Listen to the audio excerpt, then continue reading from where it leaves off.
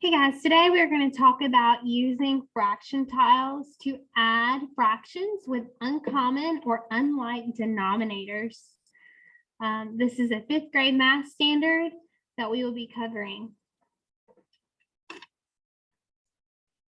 So in 4th grade, our students had to add fractions that had common denominators. So for example, they may have been asked to add 1/3 plus 1/3. And in this, we can easily see 1/3 plus 1 more third, you have a total of 2/3.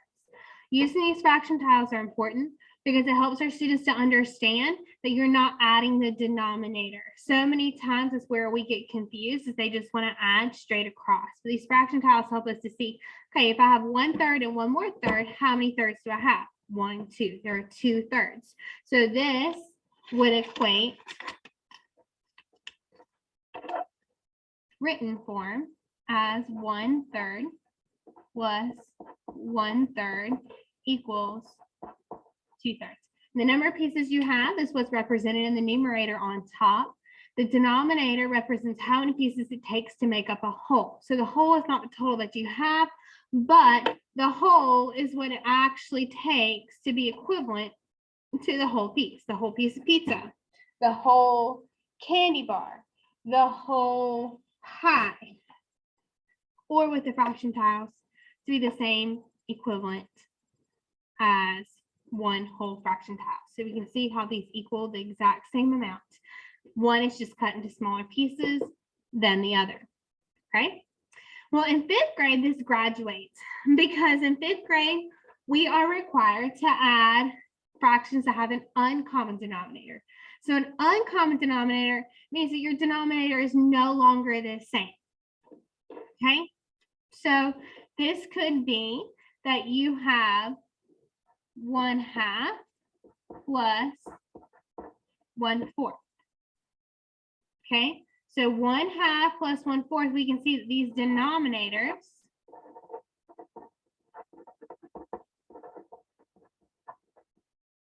are uncommon.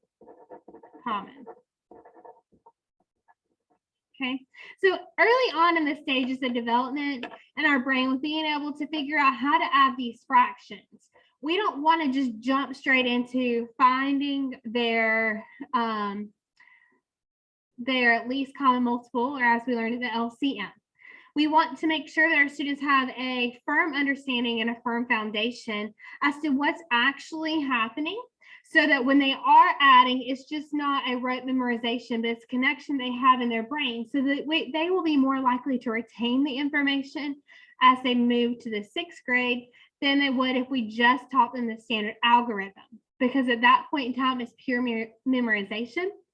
And they take their test and they forget about it. And then when they move on to the next grade level, they have no foundation to build on.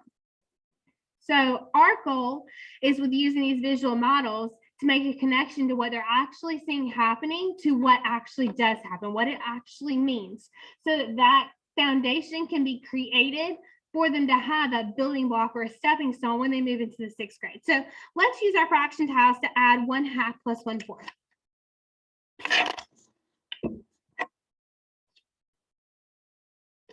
So 1/2, let me grab my fraction tile here, the 1/2 plus 1/4. Okay, this looks like this. Now, in comparison to a whole, we can tell easily, put these up side by side, I have less than a whole, but I don't really know what the value of it actually is other than 1/2 and 1/4. So we have to create a common denominator in order to add the fractions together. It's easy to add fractions when the denominator is the same. And so we have to give us the same playing field, right? You have to create a common denominator so that you know what the whole is if one piece of it is a 4th, okay? And I like to think about it, we go we'll eat a pie, for example, around Thanksgiving or on a Sunday afternoon. And you know, some people, they could eat a whole half a pie all by themselves and everybody else just has to split up what's left. And so this is an example in real life where we would have a time where it's not divided into what we would say equal pieces. It might end up being the same amount. You know, granddaddy ate half the pie in one slice, whereas somebody else might have had to have more slices still to finish that pie. So right now we're going to look at, okay, well, I know that 4 and 2 are both even numbers. I know that if I multiply 2 times 2, that is going to equal 4. So if I look at my fraction tiles, using my thinking, I want to determine, can I create a half, the same value of a half with fourths? So here's 1/4. I can see 1/4 obviously does not equal 1/2. It's a much smaller amount. Now, when I put this next tile down, I just want to see, is it equal to the same amount as a half, or is it smaller than a half or more than a half? So when I line this one up, here I can see 1/4 plus 1 more fourth is the same as 1/2, or it is 2/4. So when I go back and I create that common denominator, I can see here that 1/2 is equal to 2/4. So going back to the equation that I was given of 1/2 plus 1/4, I can now easily tell by having that common denominator that I can put these 3 together because I have 1/4, 1/4, and 1/4. That denominator is the same. So now this fraction would no longer be written as 1/2 plus 1/4, but we would change it to be 2/4, because 1/2 is equivalent to 2/4, plus 1 more fourth. And I can count these to determine the value of it. 1/4, 2/4, 3/4. Okay. Again, creating this visual model for our students helps make a concrete understanding. And I know without having these growing up, a lot of times it's hard for us to see the purpose and the good of having these. But as a teacher, I have learned just in using the manipulatives myself that I have a greater foundation and understanding of what's happening, and I'm able to use more mental math than I was before. And that's our goal for your child, because if they can make this concrete foundation, it's going to make math easier for them going forward. And that's our goal. We don't want them struggling when they get into middle school or they get into high school with math. We want that good concrete foundation for them. And that's why we're going to use these tools.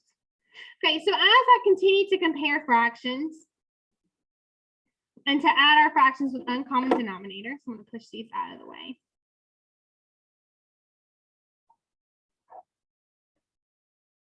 A little bit more room to work.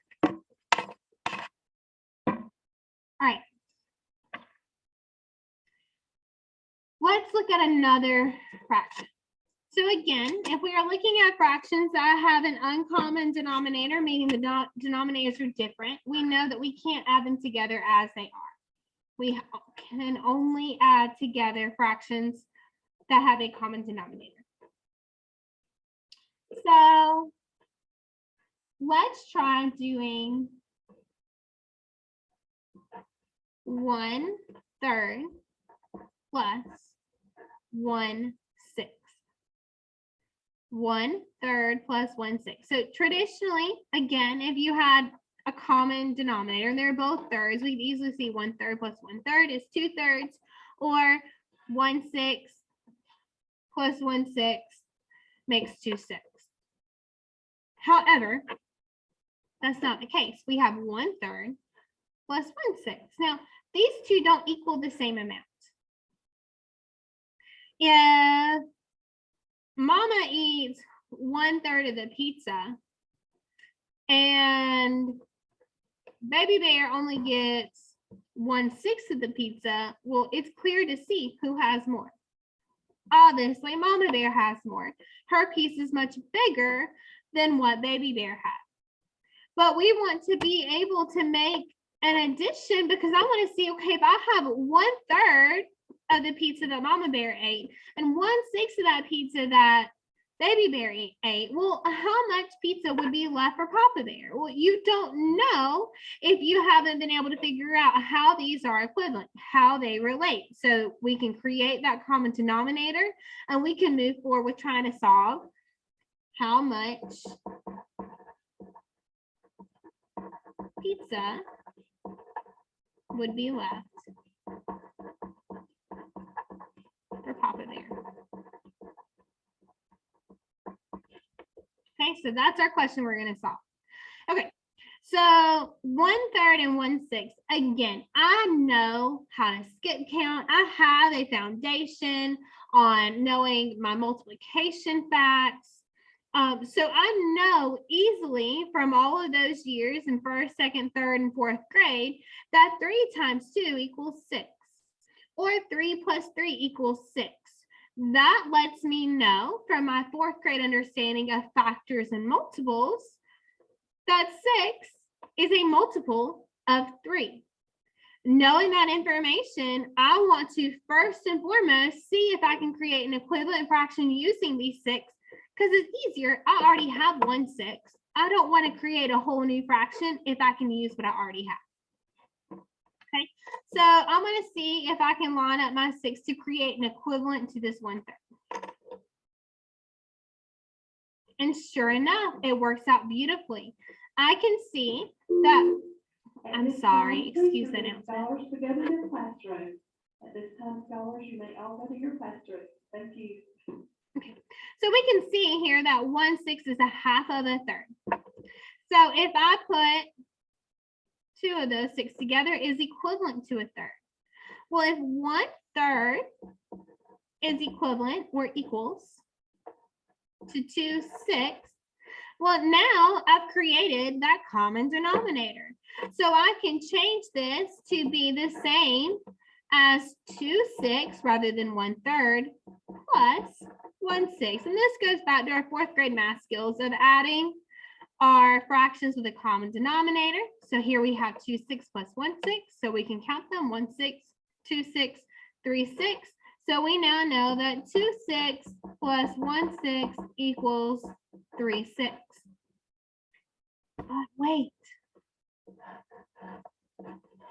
3/6. Something else we have to do in 5th grade is we have to be able to start simplifying our fractions. These fraction tiles can help me because I automatically notice, wait a minute, didn't I just figure out that 3 and 6, 6 is a multiple of 3. 3 times 2 is 6, or 3 plus 3 is 6. So how does that compare to my fractions? Can I simplify this fraction to a smaller fraction to give the simplest answer? Well, absolutely. We can see here that 1, 2, 3, 6 is the same as 1/2. So how much would be left for Papa Bear to eat of the pizza? Well, if 3/6 is the same as a half, we know that in order for me to eat the whole thing, if it's split into 2 pieces, that means there's only 1 piece that's missing. So 1/2 of the pizza has been eaten, leaving a whole half of the pizza left for Papa Bear. So half the pizza is left. Okay. So all of this foundation that we do with our 5th graders helps our 5th graders to automatically begin being able to see and visualize these fractions in their heads. And that leads to, because we also have to go to subtracting our fractions with uncommon denominators. And so having questions like this, where we're not really asking them to subtract anything, we're just asking them to see if they can figure out how much is left. We're allowing them to make that visual connection and say, oh, I have eaten this much. And this means that this much is still there for somebody else. I hope that you have found this video of help. As you get your fraction tiles together, I would encourage you just to allow your students, when they have time or if they're working on homework, working on fractions, just to allow them to stack up those fractions, see how they relate to each other. The more fractions they put together, the more they're able to see. Okay, and here we have 1/6. We can see that's equivalent to 1/12. How do I figure that out? I'm just playing with them. You know, I can set this up here and say, okay, 1/5 is larger than a 6. Okay, I don't know if I'm going to ever be able to make this correlate. And you can see this when they're all stacked up beautifully, like you had like you saw my tiles at the very beginning. You can kind of see how they all correlate, because even 3/5, well, 3/6 is smaller than 3/5. And using these tiles can be great for so many purposes, because you can use them for comparing fractions, making common denominators, adding and subtracting fractions, helping students to understand, you know, fractions and their sizes, understanding that thus the bigger that denominator is, the smaller those pieces are. Okay, and so we can see here, and I've got this out of order, forgive me, that's from our problem before, but I can see that so far there's nothing I can do where these tiles are working out until I finally get to one whole. So the only equivalent I can make with 6 to 5 is 6/6 is equivalent to 5/5, because they both make up one whole. But it just takes, you know, allowing them to play with it. It's a great tool, a great way to help your child, and a great way to help you. Because I know fractions are one of those things that people don't tend to remember from school unless you're using them to cook with. And then it's a great skill to be able to find equivalent fractions if you're having to multiply, you know, double a recipe, or half a recipe, or you don't have the right measuring cup clean. And we use those examples a lot in class as well. It's understanding real life with fractions. We use them a ton, most specifically when we are baking, cooking, you know, if you're making Kool-Aid or lemonade, understanding the parts and ratios of, you know, water, sugar to powder, and how it relates if you have more than one packet. So those are great tools that you can use at home with your kids, connected to things that you're seeing. Allow students to see when they see the fractions, how they can use those in real life and apply them. I hope you found this video helpful, and we have lots more videos on our website. Thanks to Kelly McLean. I hope you will check those out as well.